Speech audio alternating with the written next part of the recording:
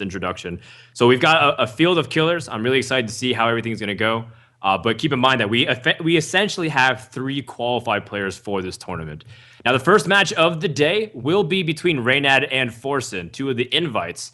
And there's a lot riding on here because Forsen hasn't really been showing too much tournament level play recently, other than a few things like maybe the 2P EU versus China. But other than that, I haven't seen Forsen really compete in some of these tournaments. And now he's trying to make that transition to show that not only is he a popular streamer, that he knows how to fend off the Twitch chat monsters, but he also is a qualified high-level player. And of course, Reynad, just like you said, no introduction necessary, but he is coming off of a pretty stinging defeat yesterday where he was up 3-0 against Savitz, who's also in this group, and then he got 4-0 swept by Hunter to close out the series and lose 3-4. So Reynad's looking to grab a win and kind of redeem himself. At the same time, Forsen wants to kind of prove his name. We're taking a look at the entire lineups. It's going to be a best of 5, where you'll see these guys kind of play round robin, just like you said. And we have the opening mulligans already with Druid versus the Handlock. Yeah, Druid versus Handlock, a pretty interesting matchup. It will really depend if there is a big game hunter as well. Reynad playing Druid, having that Black Knight, which will be pretty important. Well, I didn't have a chance to actually look at his deck that much, but he's playing kind of like a mid-range Druid here. Yeah, it looks like it. You have things like the Yeti, you have things like Cenarius. And with these kinds of cards, it might make sense if he's playing things like Wild Growth and just playing a slower ramp Druid compared to the token Druid that's been popular since Haunted Creeper has been out. On the other hand, Forsen is playing Handlock. He is running a Sludge Belcher, which is a pretty nice card from Naxxramas. Fits the curve really well for Handlock, and his hand is pretty much okay, I guess. Like, there is no Mountain Giant, but still, Twilight Drake is good, and he has a good follow-up with other cards as well. He's looking like he's choosing to play a Sun Fury right off the bat rather than just kind of playing it passive. It makes sense, granted he can't life tap, otherwise he's going to overdraw. But do you feel like he needed to drop the Sun Fury whatsoever to kind of pressure against the Harvest Goal? Well, the thing is, like, Forsen has no idea what kind of Druid Reynad is playing, so assuming that Reynad is playing a token Druid, which was really popular, then Sun Fury makes some sense, because you would expect, like, small creatures being played next turn. Here, well, with Hellfire, oh, okay, he's playing Twilight Drake. It's hard to say, but Reynad has a really nice lineup here, with very strong creatures. One of them is the Spectrum Knight, a card that's recently been released with the military quarter. And Spectrum Knight seems like it fit Druid pretty naturally. You have things like Innervate. That 5-card slot seems like an interesting flex position because Druids weren't loving Azure Drake as much anymore. So people were kind of experimenting with it. It's a little bit hard to remove. You have to use minions or at least some kind of massive AoE like this Hellfire in combination with it. So Forsen does manage to deal with it, which is very good because that Spectral Knight can end up doing major damage if it goes unchecked. This is like a very nice turn for Forsen because he was able to clear the board and draw a card from Mortal Coil, and he still has that Twilight Drake, which is pretty nice in here. And Reynad has no ability to actually clear that Twilight Drake this turn. Normally you will have Keeper of the Grove to actually like silence it and kill it, and well, now even like Keeper of the Grove could just deal 2 damage to it. That's right. Keeper of Grove just kills it immediately rather than put it at 1 health. Reynad's a little bit hesitant to make sure that he doesn't give his opponent something like free Molten Giant Taunt. He does have Black Knight, so that's one way to burst through. He also has combo, so if for some reason he draws into something like Innervate and he has the board position to end the game, he could. So even though this is kind of a little bit of a slower Druid, you have the ability to kind of continue to burst with 1 copy of the combo at least. And the Black Knight is being dropped, killing that Sunwalker. This is a big swing, and there is like... The question is if Forsen is able to clear the board right now with his Shadow Flame, or, well, he will just have to just continue playing minions. Like, what he can do in here is play Molten Giant as well and coin the Farseer. This will build a really nice board. The thing is, like, are you expecting Big Game Hunter as well? Like, you've seen Black Knight. Is there any concern of something like a combo, innervated combo as well? And you have to feel like you have to put something of a taunt or removal, like put a taunt, Soulfire or something, the equivalent of that? Definitely. I think you always have to play around those cards as well. So the combo is looming there in Reynad's hand. If there is an innervate, he will just end the game right there. But on the other hand, like Sludge Belcher, does it solve anything here? Yeah, I don't feel like it is able to stabilize the board enough, but at the same time, Reynad's hand's a little bit on the slower side. Lotheb's a board development card, so is Cenarius. Harvest Golem's pretty weak. And the Ancient of Lore, again, it's just kind of like there to develop the board, get your card advantage going. Reynad wants to kind of seek a way where he can potentially set up a kill for the following turn, but at the same time, doesn't want to kind of overextend because the problem is Handlock can always bounce back with things like Shadow Flame and the Molten Giant, just like you mentioned. Yeah, but right now the Shadow Flame is out of the question because we have Lotheb, so normally Forsen would just drop the Molten Giant and probably use the Shadow Flame, but now he can't, so he is in a tricky position where without any Taunt Givers, well, he has a second Sludge Belcher, which is great, but he won't be able to use the Coin, Siphon Soul, or Soulfire, which is pretty huge.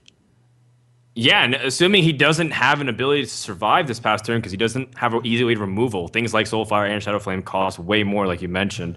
He might just die next turn because Reynad has 14 damage from the hand plus whatever he has left on the board, and he could use that as removal, which means Forsen could be staring at his final turn. I feel like he is starting his final turn right now, whatever he does actually, because the combo will be unleashed next turn anyway, and there is it's very easy to actually kill the Sludge Belcher with attack from one of the minions and hero. So this is it. Yep. So Reynad does have the combo here really quickly. Sometimes it does end up biting a Ramp Druid in the butt if they don't have something to put on the board.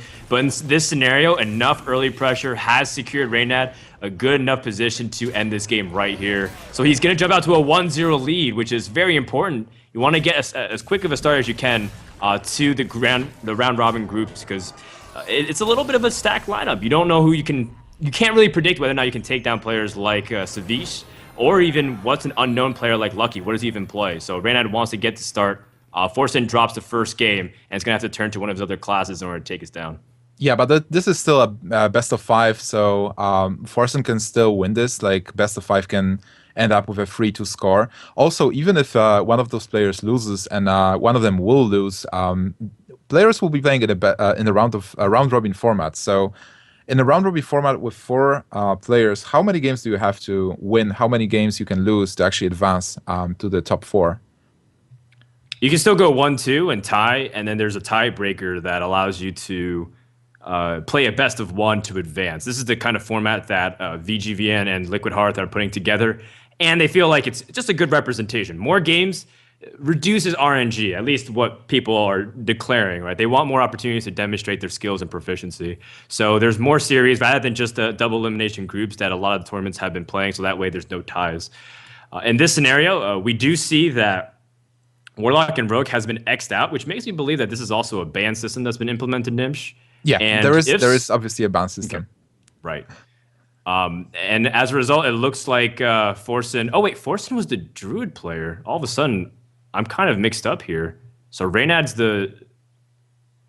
Hold on. Wait. I'm a little baffled here. Did we completely cast the game backwards? That would be hilarious. Okay, so for now, for sure, if we have Forsen on the left, then Forsen banned Warlock from Reynad's, and Forsen won versus the Druid. Wait. I was under the impression that Forsen was the Warlock player, but I guess maybe I read it wrong. But I guess Reynad is the one broke. It makes sense. Okay, the overlay was kind of confusing, I guess. Okay, sure. I think we've gotten past that point. I think we're going to just jump into the game immediately. It seems like Reynad was the Warlock player then, and he's going to be relying on Miracle Rogue. A little bit of a mess up here, but it's just part of the online production. Okay, actually, when you look at Reynad's art, he looks kind of salty, so probably he was the one who lost. Oh, is this retroactively they made the art for the players so that way they saw results? I don't think that's the case. Maybe it's just having a little fun based off some portraits. Reynad is the top rogue player there. That's noted. He is going to have Leroy and Van Cleef in his opening hand, as well as a Gnomish Inventor, a card that's been kind of played a little bit more because Miracle Rogue has more stuff to do early game. So get those draws. Maybe if you don't have Gadget Stand, at least you have things that can put stuff on the board, develop it, put some damage, and draw closer to that card. I really like Reynad's hand right now. With there is no gadgets on, but still he has a lot of aggression in his hand. He has a strong turn 4 play with a Nimsh Inventor, and he also has the sap. So if there are any big minions coming, and he knows that Forsen's playing the midrange Druid, so he will expect Yeti, he will expect the Druid of the Claw. He has those saps, so even without gadgets, and he might be able to just push with damage and finish the game with just minions without gadgets on. Yeah, and that's why even something like a Coin Van Cleef is still very potent. Druid can't really remove on 3 mana that easily, whatever that Van Cleef comes out as a 4/4, because they need things like a swipe in order to answer it immediately. So with that in mind, you're just able to sneak in some damage. You don't need to build it up as this 6/6, 8/8, or even higher creature in the mid game if you can kind of sneak in damage now. And especially if you have something like Leroy, sometimes you just pick up 1 Shadow Step and that's all you need to finish the game depending on how things unravel.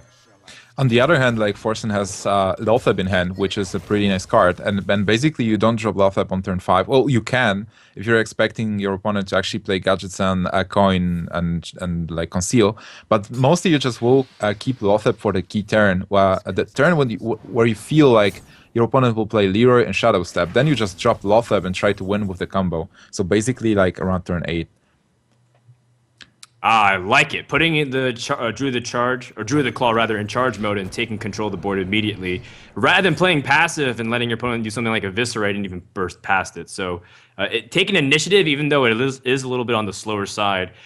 Interesting to note that Forsen does have these more rampy cards like Cenarius, even Spectral Knight, but he's also running 2 Force of Natures, which heavily implies he's also running double combo, excuse me. Maybe he's running just 1 Savage Roar and double Force of Nature, but this would probably makes sense. Like it really depends on like what he does in turn 6. But I really like Spectral Knight as well. It's a very hard card to deal with for a Miracle Rogue. Oh, absolutely. Backstab, Eviscerate, all of those things are just useless against it unless you're somehow able to silence it. But Rogue doesn't have those tools, meaning it's often pegged as one of the best tools for a class to take down Miracle Rogue. But when you have a board that's kind of like this and you don't have an easy way to just remove it, then all of a sudden the Miracle Rogue doesn't really need to even address the fact that Spectral Knight is there. You can just kind of ignore it, push through, and just continue removing. How did you like the heal from Mention the Floor, by the way? I mean, Forsen's not really hurting for cards, is he? Yeah, and on the other hand, like we mentioned, Forsen is a Miracle Rogue player, so he definitely knows how to counter Miracle Rogue as well, playing other classes. So right now he like dropped the threat, which has to be dealt with, and Miracle Rogue just can't go for face and ignore the 5/5. So he has to do something with it. And on the other hand, like Forsen just top himself up with health. So it looks pretty good for Forsen right now. Well, it was a good call too because Reynad has 12 damage in hand plus the 12 on the field, so he had 24, and that would just put him. Say he had something like a Cold Blood or Sinister Strike, or even a Deadly Poison, maybe if he didn't heal, he would have just died right there. So good game sense for Forsen. He does have a second Ancient of Lore as well, which gives him the versatility of healing.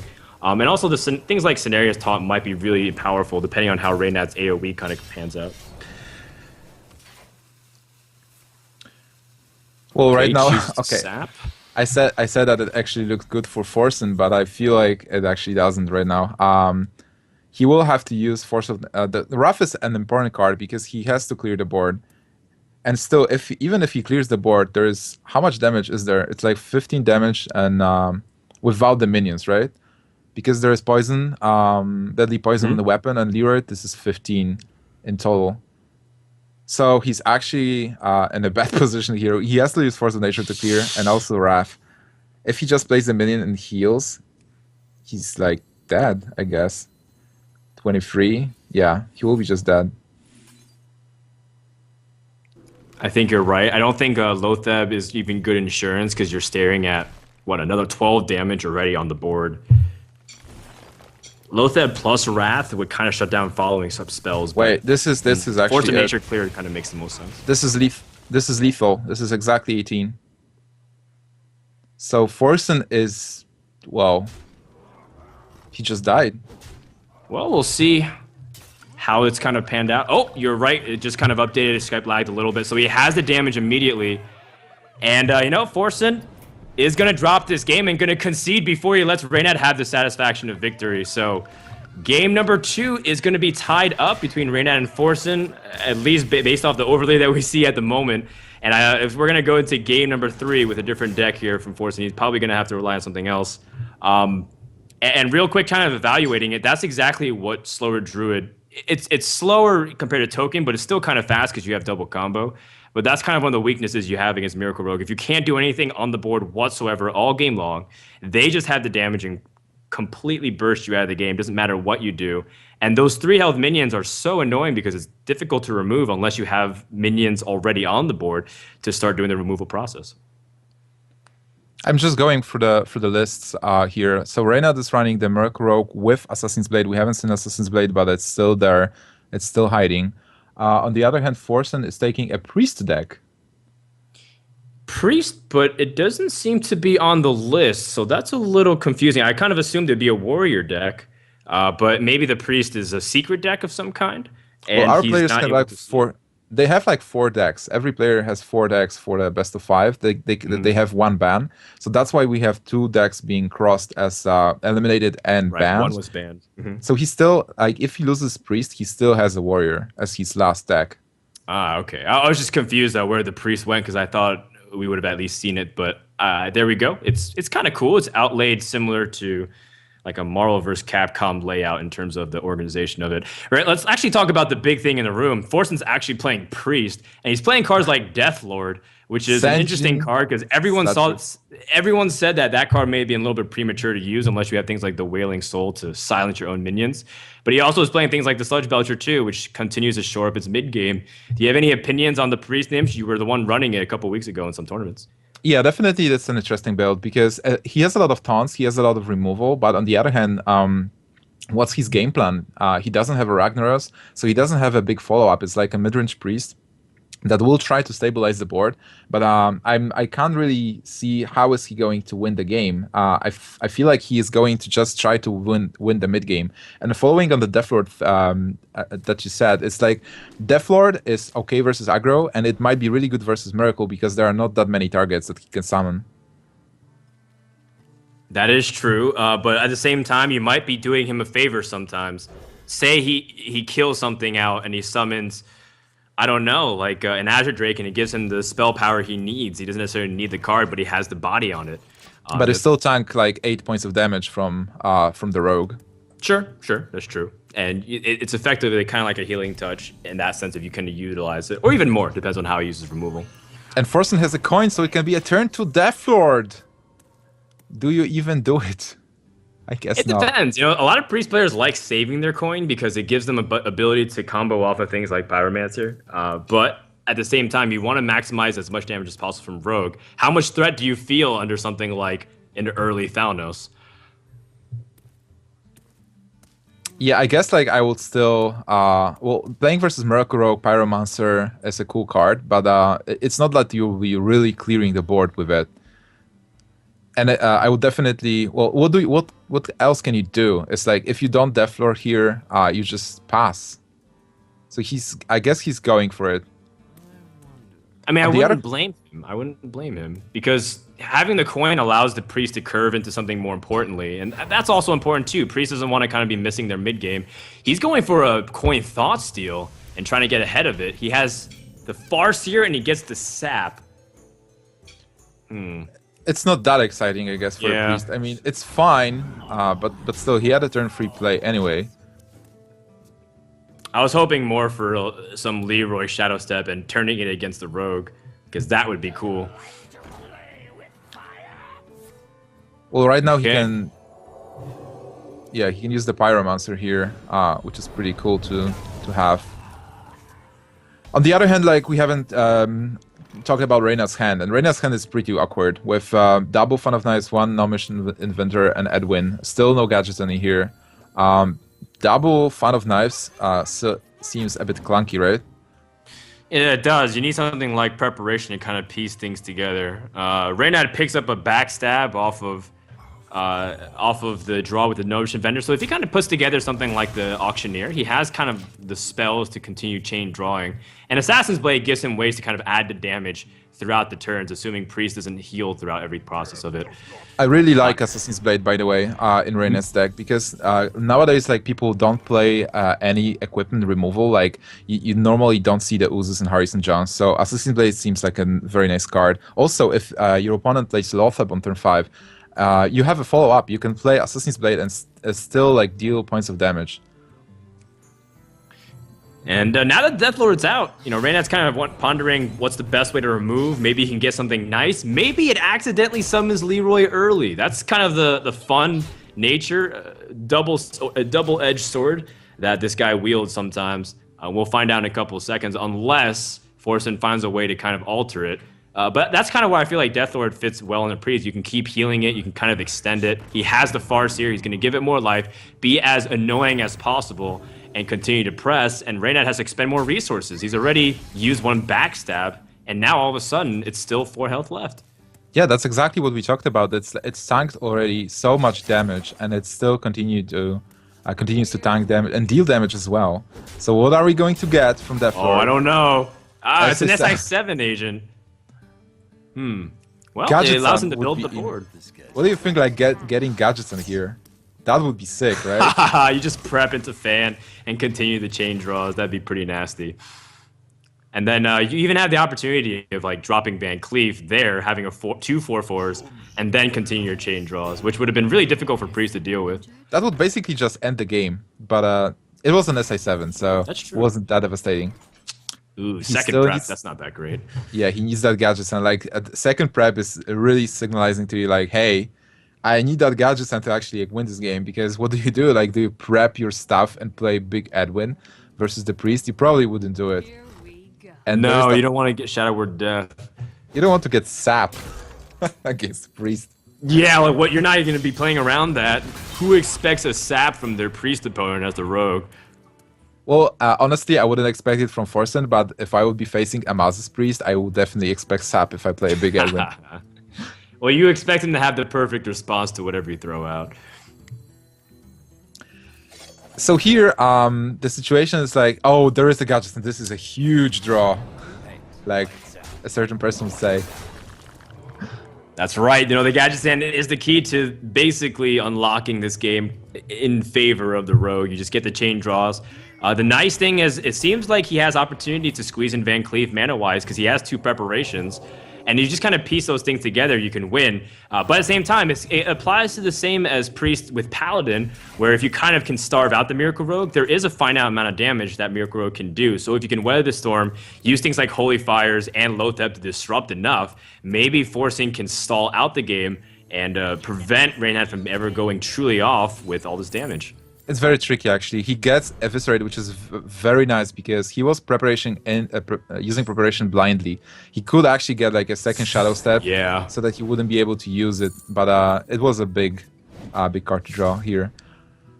Right now, it looks pretty good for Reynad with all the pieces of the combo, and he is still going to be able to draw some cards. He can even backstab his own SA7 to like cycle the card, get something else, see if he can use preparation, because like doing preparation now again blindly is really reckless. Like if he gets a minion, or if he gets like a Shadow Step or a second backstab, a preparation will be useless. It's just cycling it. So I'll definitely backstab the 3/3. I think so. If it's going to be attacking into the Senjin anyways, which is always a priority, you don't want to give Priest the ability to heal up and be able to do further damage.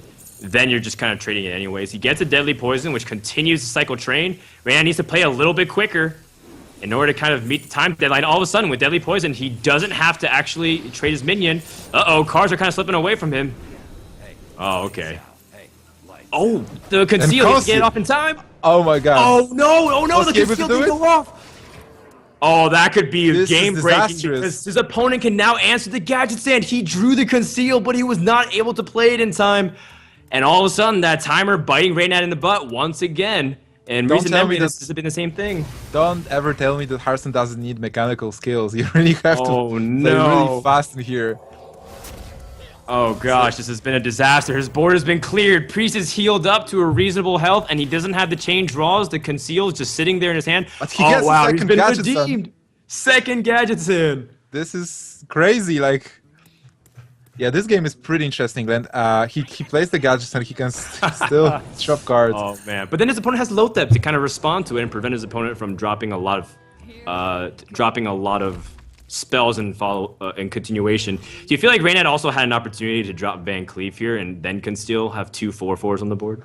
Yeah, do you feel like it was good to prep or conceal before anything else? He can still play Van Cleven and get a 6/6, which is a pretty big minion, and it's not really easy to deal with it. Like Holy Fire deals only 5 damage, so yeah, with like just Lotheb and Sap. Oh man. Again, the situation where you don't really expect your opponent to have removal like that. You're expecting Shadow Word Death, if anything.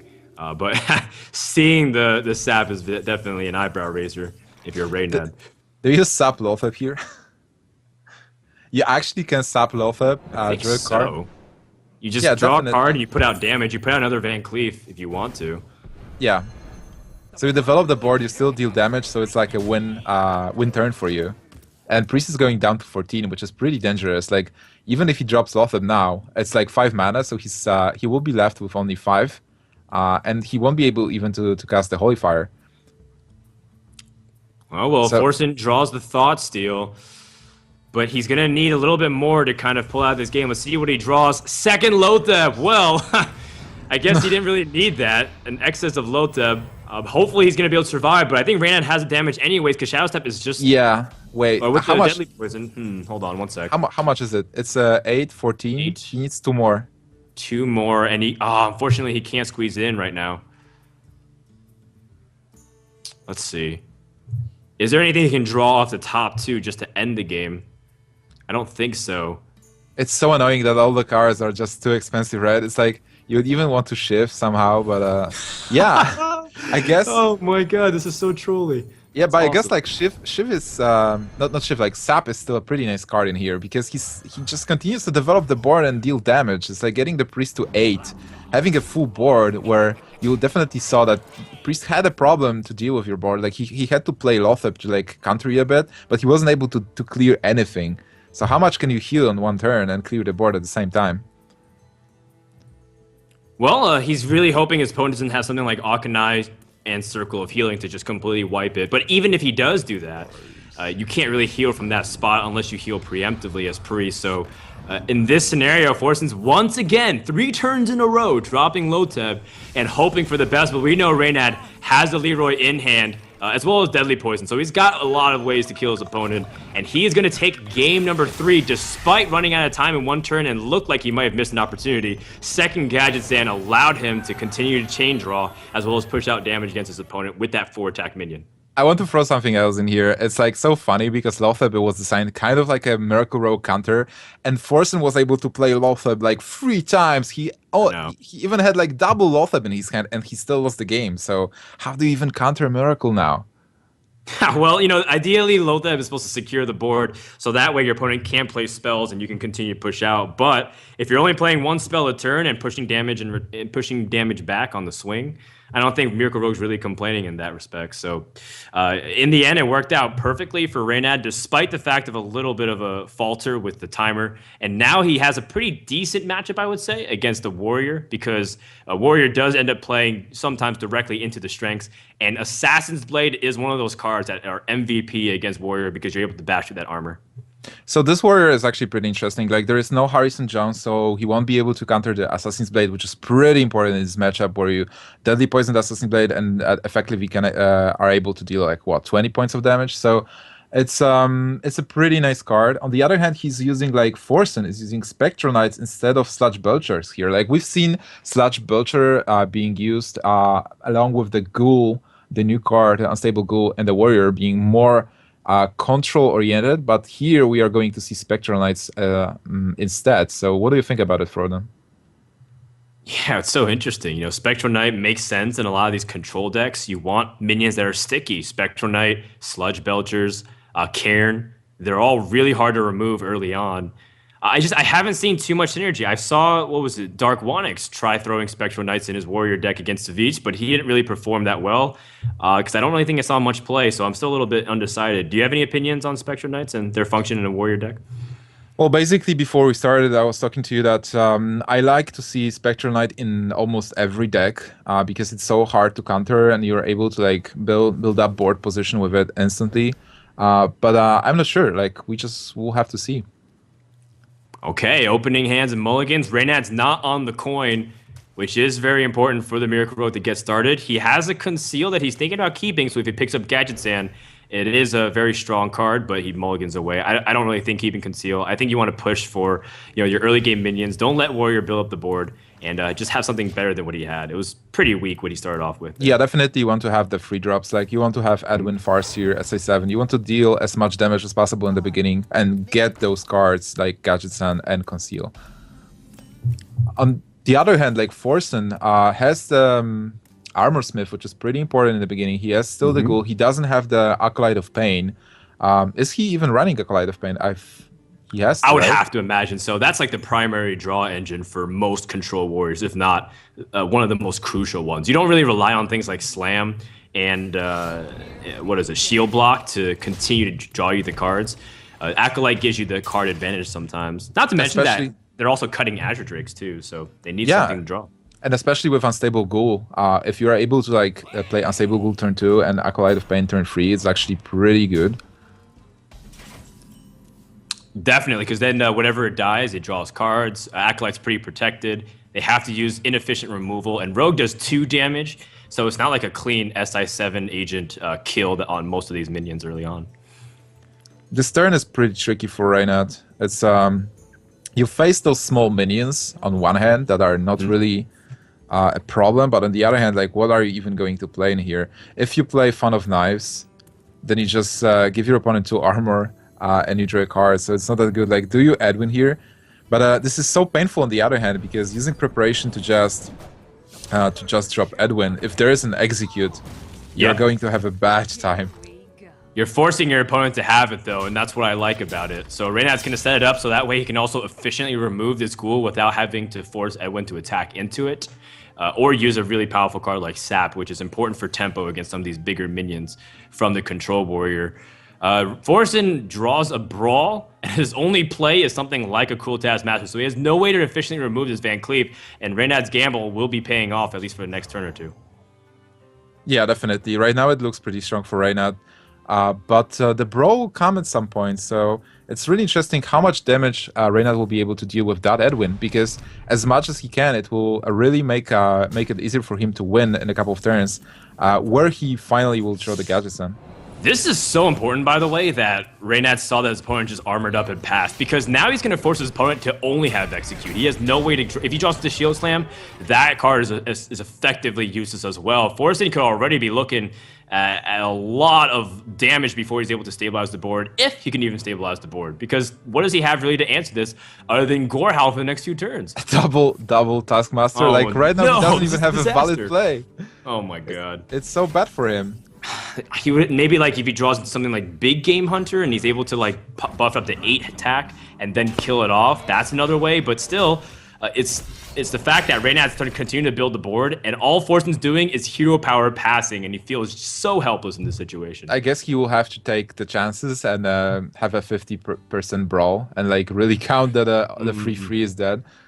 He gets a whirlwind, it changes nothing. Oh my god, like Reynad is ruling this board. He's totally like destroying the board. He doesn't even need the gadgets in here. And this is the thing about Edwin Van Cleef. Like sometimes you just try your luck, you just push a big Edwin, and it just wins you the game. Like we've seen it before at DreamHack Summer where RDU used the same tactic, I think, versus Reynad. Just dropped that Edwin and it won. Oh no! Edwin Van Cleef lives, and now Reynad's going to continue pushing in 6 damage a turn. And you know what? Reynad even said yesterday, I think on his stream, that he was one of the unluckiest players in the world, but I think at least for one more night, wow! He has a Conceal, so now he can push damage. Brawl already has been used. Oh my god. In fact, if I saw Brawl and I had Shadow Step, would you kind of go for it at that point? I'm definitely going for it. This Edwin proved that he is the card that's going to win this game. and Forsen can't do anything about it. God. Absolutely nothing.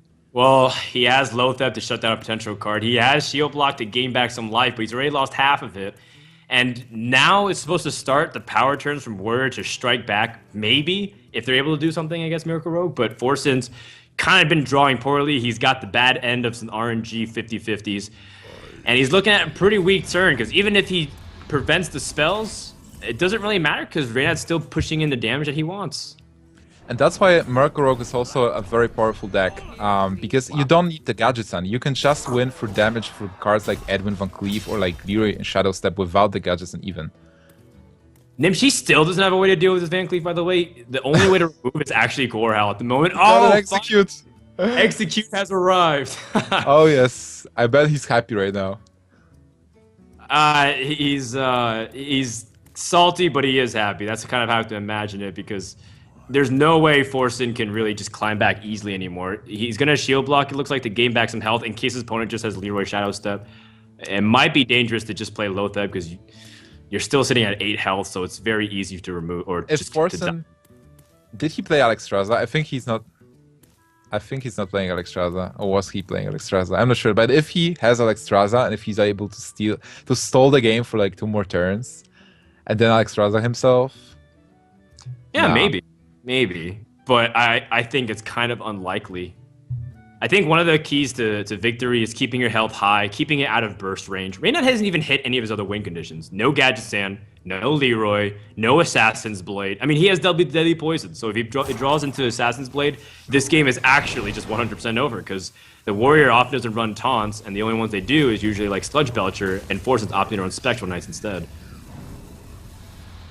so he's able to use his mana well with the big 5/5 minion, shut down Rogue for 1 turn, and also get rid of the Edwin. But where's he going from here? Like, he has the shield block, he will be able to gain 7 life next turn with shield block and hero power. But is it enough? On the other hand, like, Reynad's hand is not that amazing. I guess Sap is pretty cool in here, because he is somehow able to like deal with the cards, but it doesn't solve the problem actually.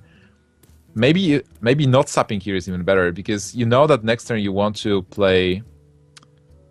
Well, you can actually Deadly Poison here. Oh wow, okay. That's also fine, He wants double Deadly Poison the following turn. He'll have all the mana to do it.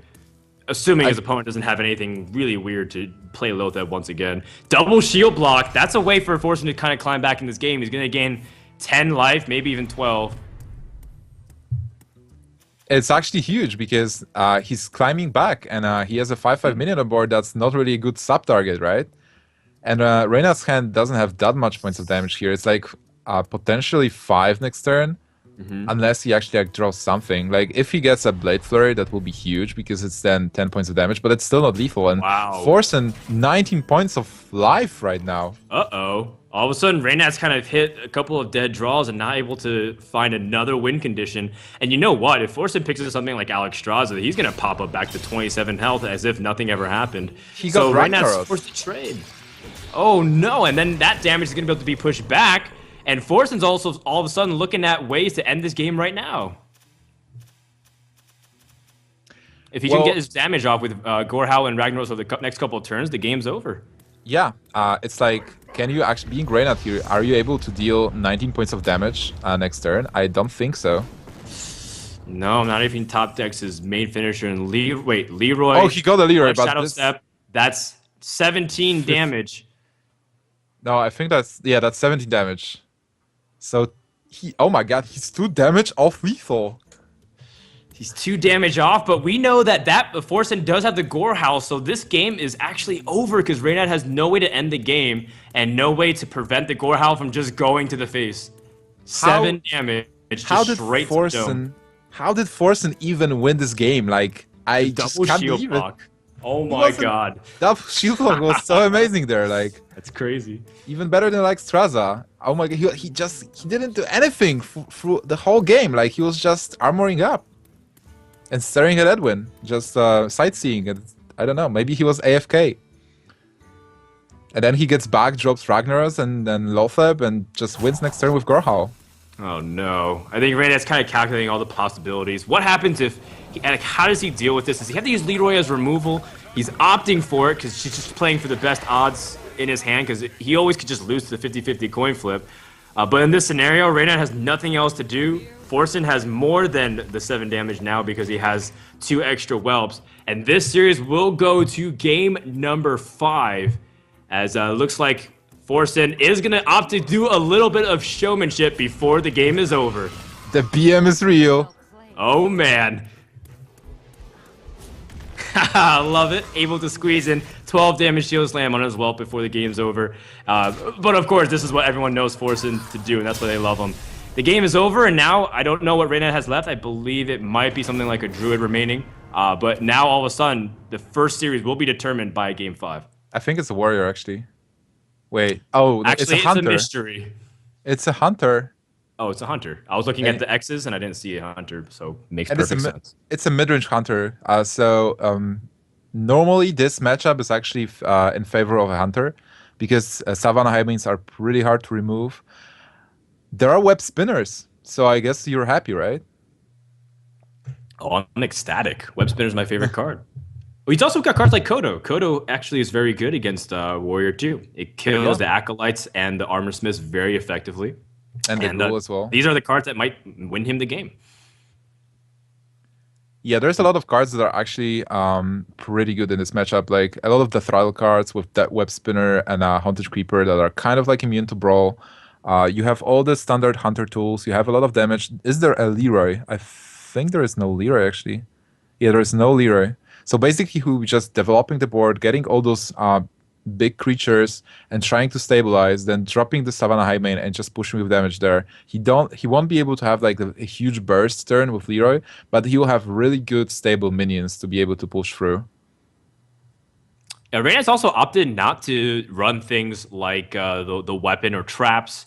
He doesn't have even the Oasis Snapshot, which is a card that he was introducing to the tournament circuit at things like DreamHack Summer. So he's opting to kind of innovate himself a little bit in his own playstyle, inserting interesting tech cards like the Direwolf Alpha, so that way things like Web Spinner early on can be pretty effective and trade with a lot of things that usually come out at 2 health in the very beginning stages of the game. So it's interesting to see how it kind of pans out, but I do kind of agree with you. I think Savannah Highmane is the MVP card. If you can get it to go off and do damage and never allow your opponent to efficiently remove it, similar to the Van Cleef, if you just don't have execute sometimes because the shield keep getting removed, Savannah Highmane just snowballs the game out of control, unless you have double shield block and your opponent has nothing in response.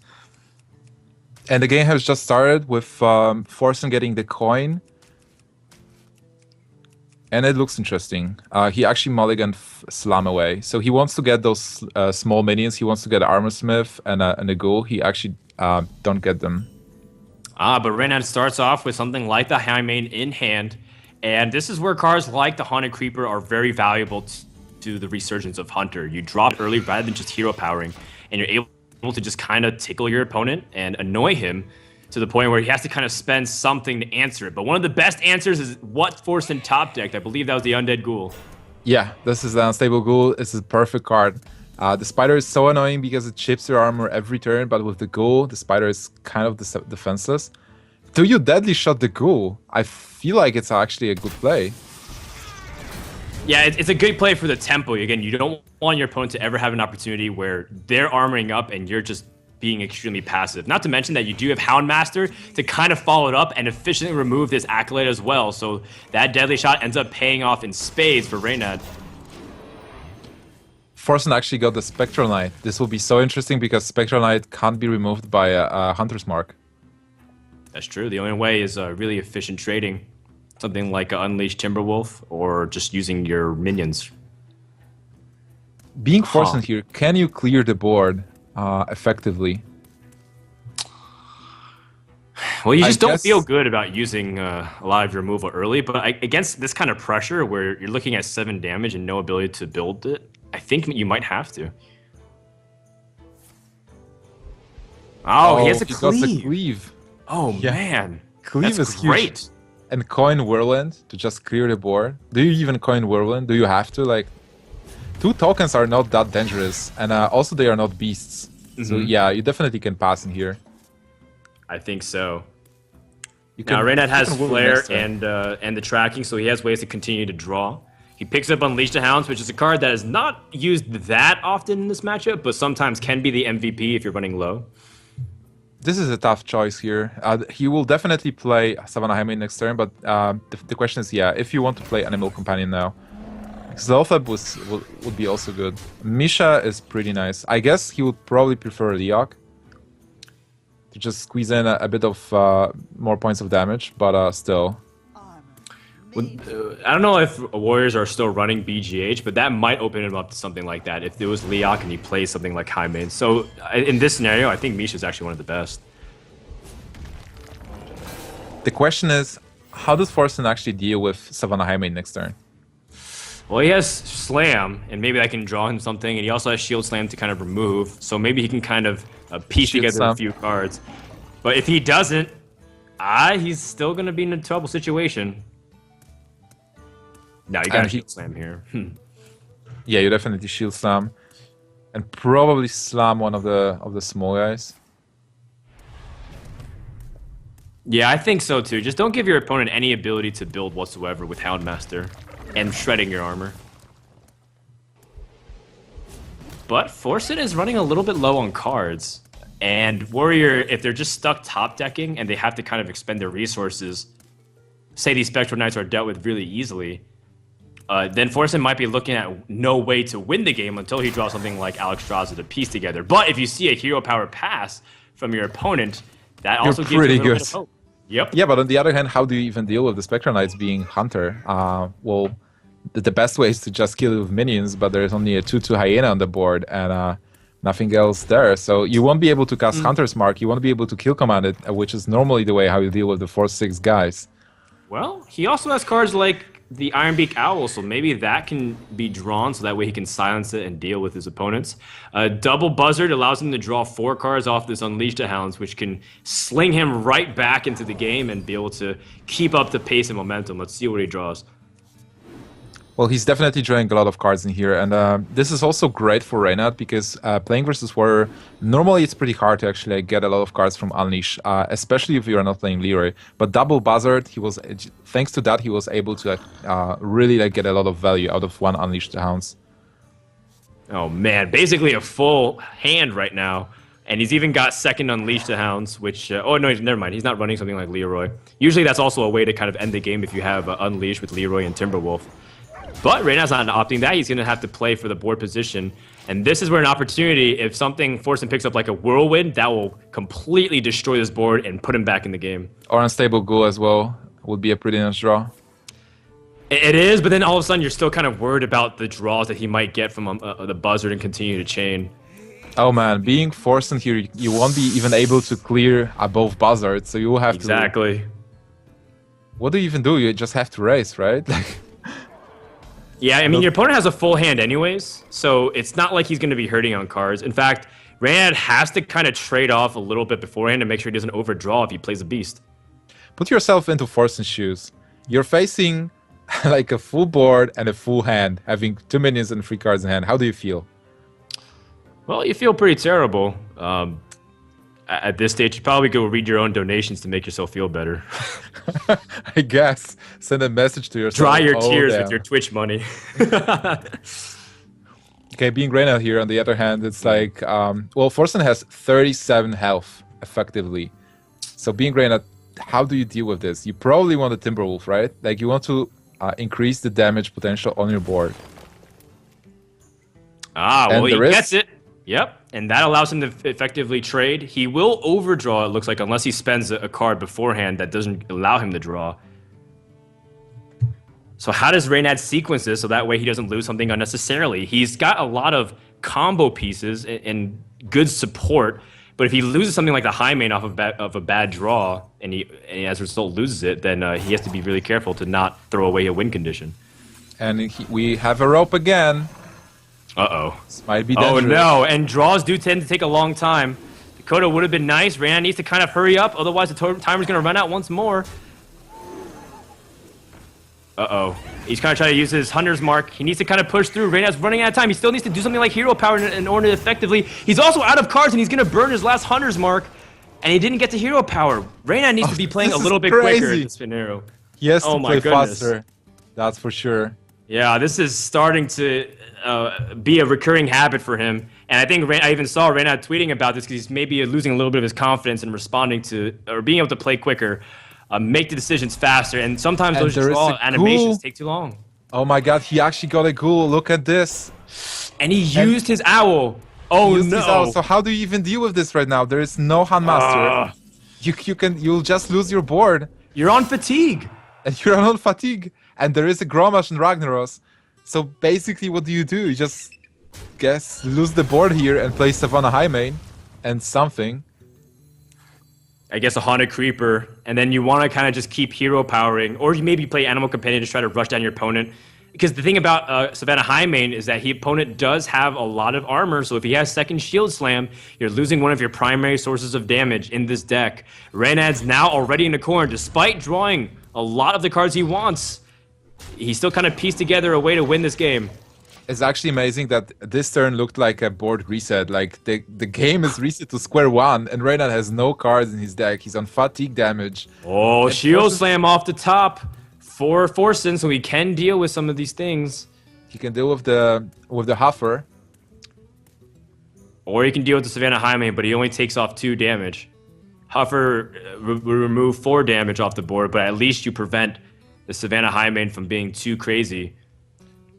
Well, you can also use it for Gromash. So basically, you can just drop Ragnaros, armor up, see what you hit, and then use the Slam for Gromash next turn if you need to.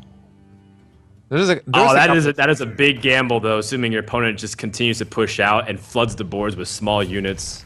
Yeah, so he's it gonna would go be for the a safe gamble. play. Okay. Well, he has 29 points of health, right? And he knows that Hunter is just run out of steam. Like there is nothing he can draw, so he just has to use the cards in his hand. And is it enough? Well, he's got 5 damage from the kill command and the 2 from hero power, so he's got 7 plus the 7, so he's got 14. His opponent will still have 15 left. Oh man, does he have to rely on something like Unleash the Hounds with Timberwolf in order to win this game? But his opponent's not building up the board. Warrior plays 1 creature per turn. He might have to draw something off this web spin in order to come back and win this game, unless his opponent really has nothing to do.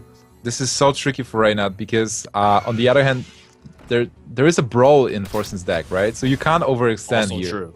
Also true. But I feel like you gotta be able to do something. Being super passive is asking you to lose the long game of attrition because Warrior can keep healing. That was only 1 shield block he showed. He's going to pass and try to not overextend, like you mentioned. Forsen picks up the Cairn. Again, a slow card that doesn't necessarily allow him to unlock key to victory. Well, yeah, but on the other hand, he's building the board, and if he armors up, he goes up to, what, 28 still? So he's pretty safe. He's actually going to use Gromash. All right, Gromash as removal and as pressure. You have to kind of deal with Gromash. That might draw some of the damage, again, away from what Reynad has. Is he forced to use something like Kill Command? The funny thing here is that normally Warrior would win with the cards like Gromash, like just killing your opponent. But do you have to? Because right now you can just focus on the cards that are on board. Like you can just clear. And Sure. if you clear the board, how is Hunter going to kill you even?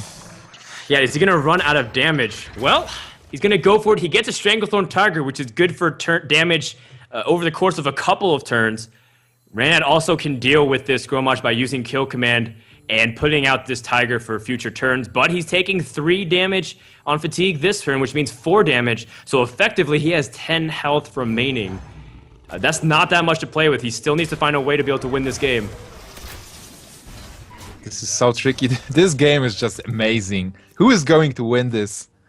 Who is going to win this race? If Forsen picks up something like Brawl, it could be Forsen right here. He picks up Fiery War Axe, which again allows him to play a little bit of the removal game. It's still a good card. He can push with damage here. Oh man, if Ragnaros, there's a lot of targets that Reynad does not want to hit, including the face. And if Ragnaros quickens the race, it could be devastating. Reynad loses one of his hyenas, but still, the clock is ticking. He's going to take 5 damage next turn, so he's playing with 5 health remaining. And he has to deal with Ragnaros, I guess. Or do you push with damage? Like, how much damage can you actually deal? I feel like you have to ignore Ragnaros. You have to kind of hope that one of your targets do it. This is where Haunted Creeper is really pulling weight because it might be one of the ways Reynad can pull in. He is within striking distance. I think he can sense it. All he wants is opponent for no way to clear. No and Gorhal. for him to be able to end, a Cruel Taskmaster is kind of nice, so that way he can be able to remove things off the board. But keep in mind, this game can just end if Ragnaros hits the face. 8, 10, 11. You're right. Yeah, if Ragnaros hits the face, it's the end. If Ragnaros hits the tiger, it's the end as well. Forsen will have 14 points of health. Oh, but is he going to remove one of the targets to kind of increase the probability? In fact, he's not going to even armor up, or is... Okay, he is. Never mind. He did. It looks like he didn't.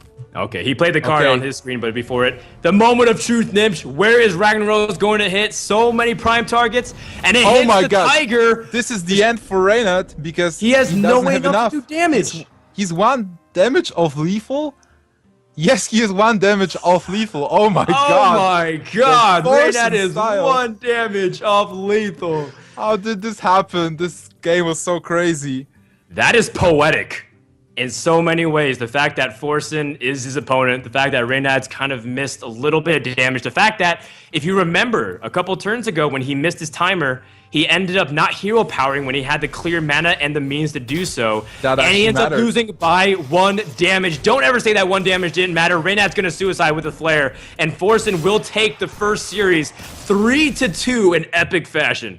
You know what? This was the sickest BM from Forsen I've ever saw. Gosh, that was ridiculous. What a way to start off the series. Forsen getting off to a pretty bad start against Miracle Rogue, falling to the whole 1-2, but able to pull it back and stabilize with a Control Warrior, which a lot of people write off still as a viable class for tournaments. They're kind of saying, I'd rather play something like Druid or, Handlock or, some of these other more powerful mid-range to control decks. Control Warrior still has its place, and Forsen, he's able to kind of tough out a really close series.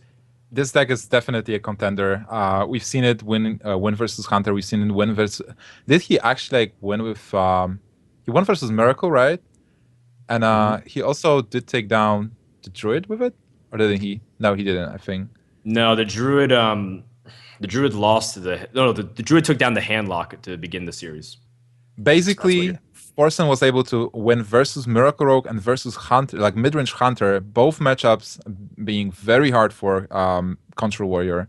Yep. So he was going pretty strong with that deck. Yeah, the fact that he was able to fight against some of the decks that are supposed to counter him shows, again, you don't want to ever give up. Don't ever give up, no matter how bad it looks. So guys, that was one hell of a series to start off the VGVN tournament, brought to you by One Nation Gamers and Liquid Hearth. Hope you guys have been having lots of fun. I know you guys in the chat definitely are. We want to take this opportunity to remind you to sign up for your opportunity to win the Zeus Mini. It's a cyber power PC, and it's on the link on the Twitch chat. It takes 1 minute of your time, and all you have to do is just kind of send your email address and stay informed, and you'll sign up with the VGVN, which will send out newsletters about all the kind of things that they're doing, fighting against legislation to unfairly peg video games and use them as a scapegoat and keep our First Amendment rights in the USA. Also, not to mention the PC is pretty good. It takes 1 minute of your time. Please do these signups because it is also an indication of what the tournament wants. It's not necessarily about how many kappas you're typing in the chat. They want these signups so that way they can do future tournaments. The more people sign up, the more likely they're able to push out great content and epic stuff like what you just witnessed. And man, that was such a fun first series. Unfortunately, if you're a Reynad fan, you definitely feel disappointed once again, losing on the very last game. And you kind of contribute it to a little bit of faults with some things like timer misplays and not being able to decide quick enough. But definitely don't cross Reynad out yet. He's just down 1 match. He will still play 2 more. If he wins them, he will advance as one of the 2 players. So definitely cheer for Reynad still. He's not out of the tournament. He can still win.